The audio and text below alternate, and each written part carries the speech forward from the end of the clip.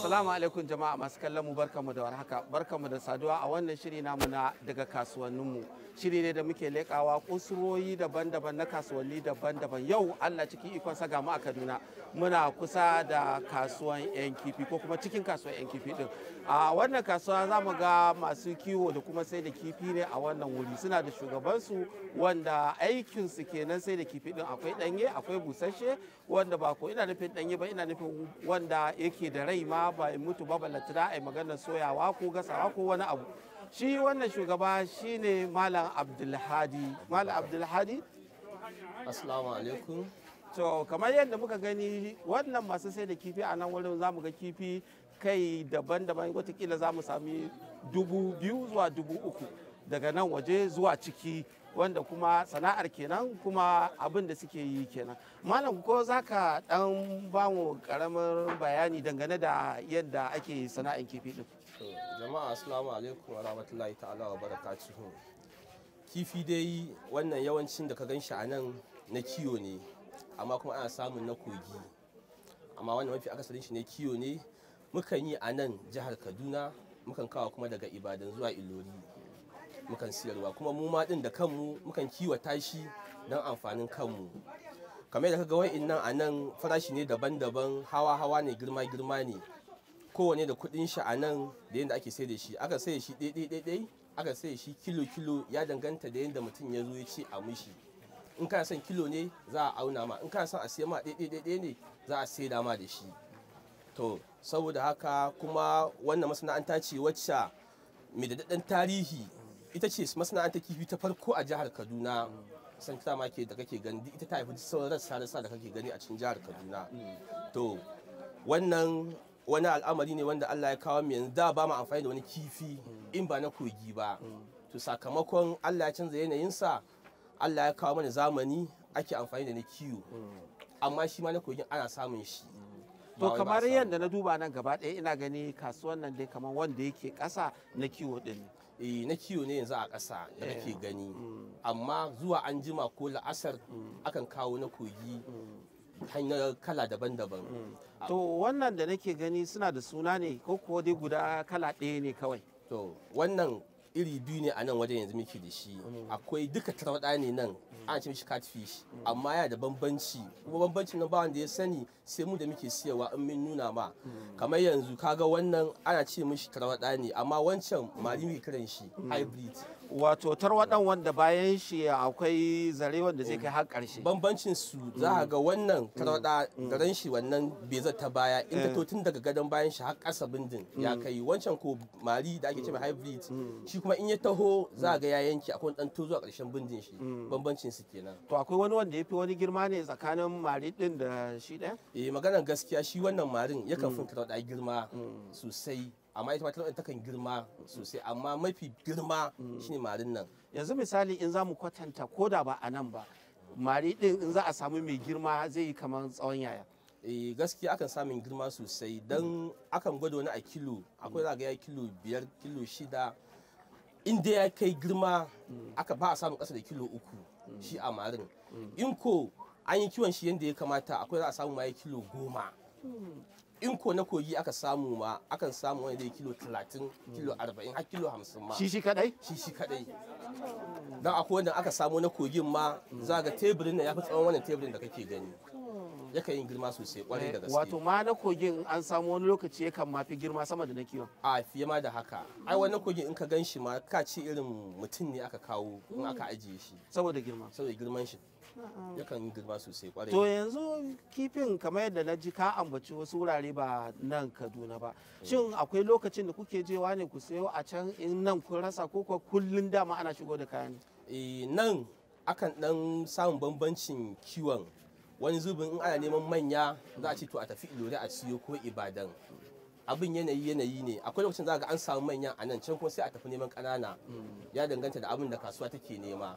Akan ce yau kasuwa manyan kifi gare ta, a tafi Ilori ko Ibadan ko Abuja a ta ko ƙanana. In kuma ƙananan take da shi sai a ce to a tafi a nemo manyan kifi a Ilori ko a Ibadan ko a Abuja.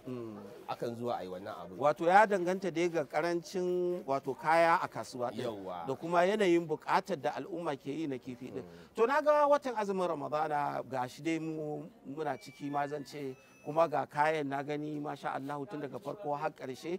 Ya yanayin kake ganin sai da kayan, kamar ana siya a watan Ramadana ko in Ramadana ya zo akan ɗauke a daina siya sai ya ƙare? Akan siya, ai kamar wannan kayan ne na marmari kifi. Idan aka ce watan azumi ya kama, wato akan cin shi fiye da sauran abubuwa. Kuma alhamdulillah inda aka ce watan azumi ya kama mukan samu, sun da mun san wata ne mai alfarma mai albarka, mukan dan yi, idan a misali muna sai da abu naira 100 ne, in watan azumi ya zo mukan mai shi naira 90 ko 95, saboda mutane su samu sauki, su samu su siya, tunda abu ne wanda ake marmarin shi in wani lokaci ya yi. To ai hadda haka ana kukan cewa kuna ƙara tsadan kaya watan azumin Ramadana din, kuna musguna wa masu azumi. Ka san mutane ya danganta da irin zuwan da mutum ya yi. Ka kamar shi yanzu idan aka ce abin nan yakan ɗauke kafa wani zubin, za ka iya zuwa satin nan ka same shi a 500. Idan ya ɗan ɗauke kafan nan ba a samo shi ba, za ka iya zuwa gobe kada an ce mai kai 600 ko 550. Amma mu nan musamman mukan zama cewa to wata ya zo na azumi, to a samu a bullo mu wani lamari, mukan zuwa mu sami gidan gona musamman mu siye ta gaba ɗaya inda ake kiwon kifin. Wannan namu ne, alfaran mu ce wannan za mu samu lada mu ma mu ce to mu rage farashi.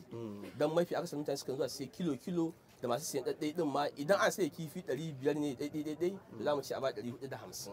In an sai kilo 800 ne a misali, za mu ce a ba 770 ko 780. Amma idan aka dan samu scarcity din shi din ya yanki karancin shi ba, to za a dan ce to za a mutane bayani an dan samu karin kuɗin kifin nan, to saboda haka mutane su dan yi hakuri. Kamar wanda aka je aka kawo daga Ilori ko Ibadan, kaga akwai nisa. Sabanin wanda aka samu a nan garin, kuɗin mota akalla yanzu in ka dauko Homa Bus din nan daga Ilori, za ka dauko ta a 110, amma sauki a dauko ma a 100. Kuma da a cikin kifin za a cire? A cikin kifin za a sa wannan, kowane kilo sai an sa mai kuɗin motar shi duk kilo ɗaya. Ka gane ko? Sabanin a ce a nan ka je anguwar Rimi ka ɗibo kifi ko hayin dan mani, ka kuɗin motar shi ba zai kai wanda ka je ka ɗauko a Ilori ba.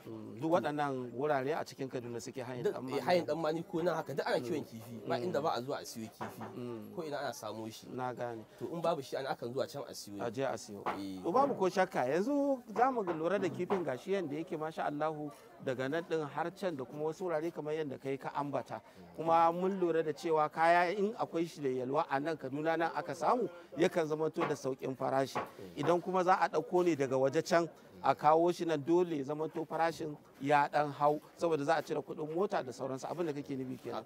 To abin da za mu so mu tambaya kuma a nan dangane dai da kifi din, akwai lokacin da za a neme shi, tunda kaga kaman hatsi da sauransu akan samu wani lokaci da za a ga yayal wata a kakansa. To kaman kifi akwai lokacin da akan samu akwai yawan kifi din ko kuma a samu karancin kifi misali, tunda shi ba hatsi bane. Akan samu karancin shi, kamar yanzu yanda muke din nan lokacin sanyi ne.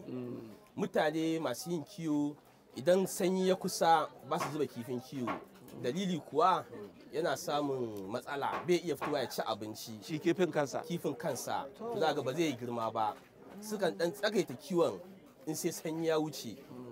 Ka gane ku? Idan sanyi ya wuce to za ga mutane da yawa sun zuba kifin, gab da zubar ruwan nan in aka ce zafi ya kama zuwa zubar ruwa, za ga kifin ya fi yalwa ko ina. Amma inda lokacin sanyi ne yakan dan yin karanci, saboda ba kowa ke yin kiwon ba. Na gane. Wato abin in na lura, sanyin ba wai shine yake hana girman kifi ba, kifin na kasa cin abinci. Bai fita ya ci abinci ne. In ana sanyi ƙasar ruwa ke koma, saboda akwai ɗimi ƙasar ruwan. Ko ka watsa abinci sai dai kawai inda ka zo ka watsa shi haka za ka gan shi, bai iya fita sama. To kifi ma shi ma yana jin sanyi ko da yake cikin ruwa da kake ganin shi. Ko na kogi in ana sanyi bai fita, ba a kama shi, yana cikin kogon dutse ya je ya ɓoye. Haka ma na kiwon nan in an zuba mai abinci a can ƙasar ruwa, so dan dumi-dumin ne yake ji, ba zai taso ya ci abinci ba. To yanzu kamar yadda na ga kifi din a wannan lokaci da kuma na ga kamar yanzu din ma akwai sanyi, wannan an aje shi ne na tintini ko koya abin yake? Dama wannan an zuba shi tun wajen wata 6 ko baya ko wata 5 yana nan, dama an riga ya daga ya tasa. Amma yanzu in ka ce zaka zuba kifin sai dai Allah ya tsare, zaka iya yin asara ma. saboda sakamakon ba zai fita ya ci abinci ba, amma in riga din ne ya dan yi kwari jikin shi ya riga ya yi kwari zai tashi ya ci abinci insha Allah baka da matsala. To kamar yadda na gani shin wannan sana'a ta sai da kifi sana'a ce da mutum zai iya samun nashi ya zama babba ko ya bunkasa ko sana'a ce ta kawai Allah ya bani wanda zan rufe asiri na da shi? Wannan sana'a da kake ganin ta gadan ta ma muka tun iyaye da kakanni, ba haye bane, ba haye muka yi ba, ka gane ku, wanda da ba in zaka je ka siyo kifi in ba Kano ba in yi karanci tun iyaye tun kakanninmu na yi iyayenmu suka zo masu suka ban mana, ka gane ku, kuma daidai gwargwado alhamdulillahi ana samun ci gaba saboda Allah ya mata albarka sana'ar. In dai Allah ya tsare ma mutum ya tsara gaskiya to insha Allah zai samu abin rufin asiri. Mutane da dama sun shigo sana'ar nan sun samu rufin asiri kuma har yanzu suna yi. To zaka iya tuna wata shekara da aka samu alheri mai yawa dangane da sana'a?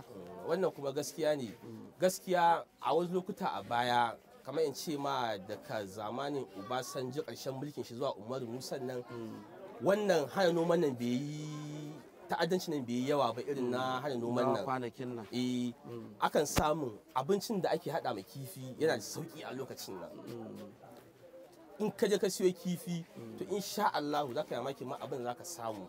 To amma yanzu sakamakon rashin noman da ba a samu kayan hada abincin ya yi wuya, ko da ka same shi akwai tsada. To a yanzu halin da muke ciki masu kiwon kifi a cikin kashi 100 kashi yanzu bai fi 30 ba ko 40 suke kiwon kifi sakamakon tsada abin ya yi yawa ba sa iya yin kiwon shi. To ko akwai wani tagomashi da ake samu daga gwamnati? Gwamnati takan tallafawa lokaci bayan lokaci. In Allah ya sa gwamnati ta zo takan duba kasuwanni da masana'antu a ce to me kamata a musu. Akan samun shugabanni da kungiyoyi a ce to ku zo ga wani tallafi daga gwamnatin jiha ko gwamnatin tarayya ta kawo a samu a bayar a ce to a je aka cancana a raba. Lalle akan samu daga gwamnati insha Allah. Akwai wani kalubale mai girma a gurguje? To kalubalen dai guda ɗaya ne in dai a sana'a kifi ne. Bai wuce 1 zuwa 2 irin kamar lokacin zafi hakan nan kifi bai son zafi. Bai kuma san sanyi. Sanyin ba kashe shi yake yi ba, matsalar rashin cin abinci inda aka kiwon shi girma ba matsala, amma yanzu kamar ana zafin nan ɗauko kifin daga nesa ne yake gaya ma wato in aka ka Allah ya kaddaro sai ga mota gaba ɗaya ta mutu saboda zafi ya kashe shi. To ina ganin kalubalen da ke cikin sana'a kifi kenan, wannan tafiyan ne sannan an kawo shi zafi ya dame sai ga ya mutu.